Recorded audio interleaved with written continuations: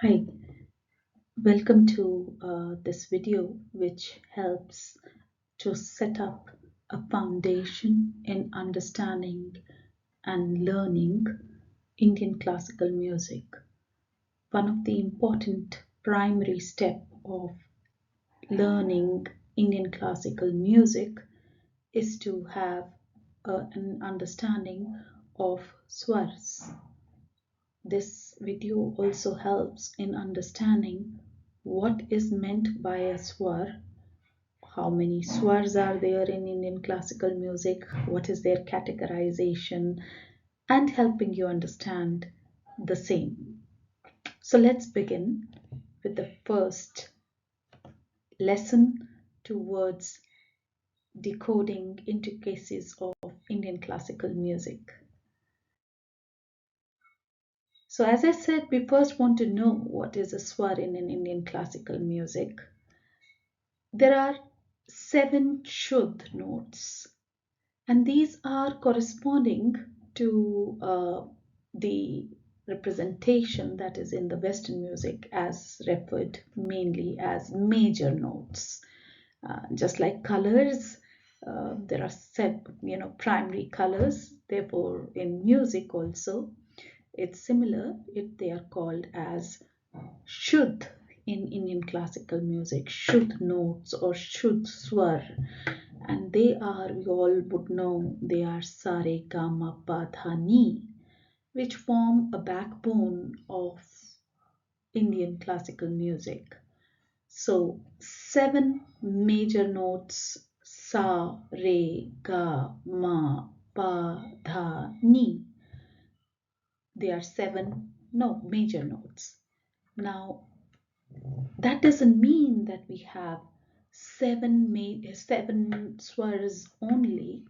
In Indian classical music, there are 12 swars.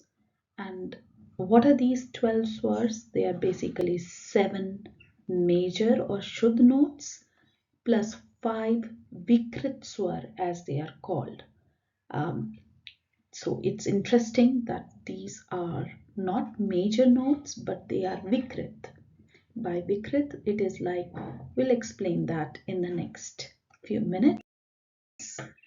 So a Vikrit Swar, there are five, and four are basically Komal Swars, which are also referred in the Western music as flat swars. And there is one Teevra Swar, which is also referred in the Western music as sharp. So I'll explain that. So in Indian classical music, we have five Vikrit Swar. Five are divided further into four Komal or flat swars and one Teevra Swar or the sharp. So the Komal swars are represented when you have to represent a Komal swar in a music notation. It is usually written with a line below or as a small letter instead of big letters. So either you use a big letter, but then you have to represent it as if you are using, you know, capital R as an example, then you don't donate your representation is via, or a notation, the way it is written is by using a line underneath, or it is represented as a small letters in the notation. So if you see a music notation where swar is represented as small alphabets or small notation, then it is usually a Komal swar. Now, how do we represent in a notation a Teevra swar? A Teevra swar is represented with a hash next to it. Yeah, but what are these Vikrit swars? Let me try to explain via a graph or a pictorial representation, which I think will make it easier to remember. As I said, there are 12 swars in Indian classical music. Shuddha 7 and Vikrit 5. Shuddha are sa re ga ma pa dha ni. Now this corresponds also to C, D, E, F, G, A and B in the Western notation, which is also good to know because for the music learners it's important. And Vikrit swars, which are 5, as I said, there are 4 Komal or flat swars and 1 Teevra or sharp swar. So basically you have Komal swars as Re, Ga, Dha, Ni.